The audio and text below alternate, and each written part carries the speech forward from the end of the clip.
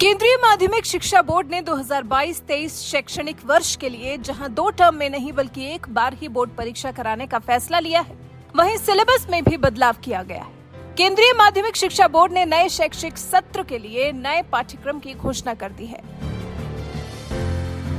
अपने नए सिलेबस में सीबीएसई ने बहुत बड़ा बदलाव करते हुए 10वीं की समाज विज्ञान की पुस्तक से पाकिस्तानी शायर फैज अहमद फैज की शायरी और 11वीं के इतिहास की पुस्तक से इस्लाम की स्थापना, उसके उदय और विस्तार की कहानी को हटा दिया है। इसी तरह 12वीं की किताब से मुगल साम्राज्य के शासन प्रशासन पर आधारित एक अध्याय ही बदल दिया गया है। तो क्या अब फैज अहमद फैज की शायरी से छात्र महरूम हो जाएंगे?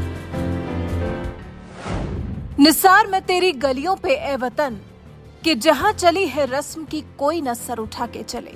दिल ना उम्मीद तो नहीं नाकाम ही तो है, लंबी है गम की शाम मगर शाम ही तो है। ऐसी सुंदर शायरी लिखने वाले शायर फैज को सीबीएसई ने अपने सिलेबस से हटा दिया है। हालांकि ये बहुत बड़ा फैसला था जिस पर टीचर्स की राय बटी हुई है। कोई इसे छात्रों के लिए फायदेमंद करार दे रहा है तो कोई स्टूडेंट्स को बहुत सी अच्छी बातों से महरूम कर देने की बात कर रहा है।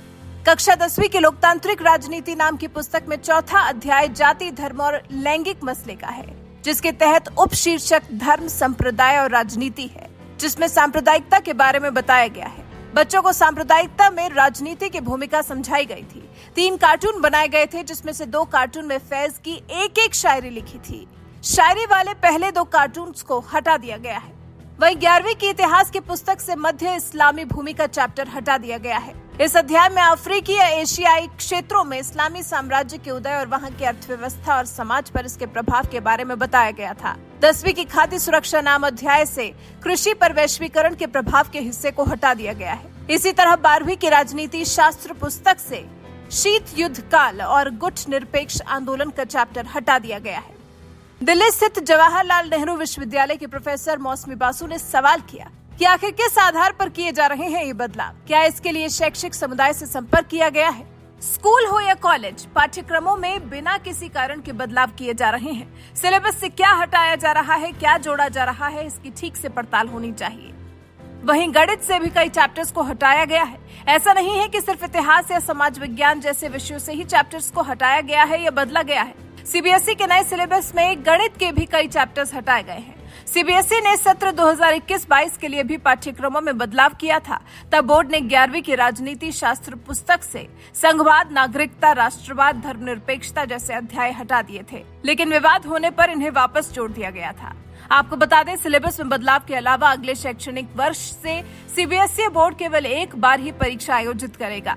मतलब ये कि साल 2023 के लिए 2 टर्म में परीक्षा कराने के सिस्टम को रद्द कर दिया गया है और कक्षा 10वीं और 12वीं के बोर्ड की परीक्षा सिर्फ एक बार ही आयोजित की जाएगी।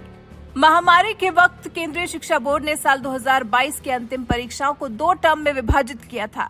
सीबीएसई टर्म 1 परीक्षा 2022 नवंबर-दिसंबर 2021 में आयोजित की गई थी और टर्म 2 परीक्षा अप्रैल-मई 2022 के लिए निर्धारित है। अब जब बोर्ड ने फिर एक बार पुराने पैटर्न को अपनाने का फैसला लिया है, साथ ही सिलेबस में जिस तरह से बदलाव किया है, उस पर बहस छिड़ना तो तय माना जा रहा है। बहस की शुरुआत भी हो चुकी है। वैसे आप बोर्ड के इन फैसलों पर क्या कहना चाहते हैं? बोर्ड के इन फैसलों से बच्चों के भविष्य को आप कैसे जोड़ते हैं? अपनी राय हमारे साथ जरूर साझा करें।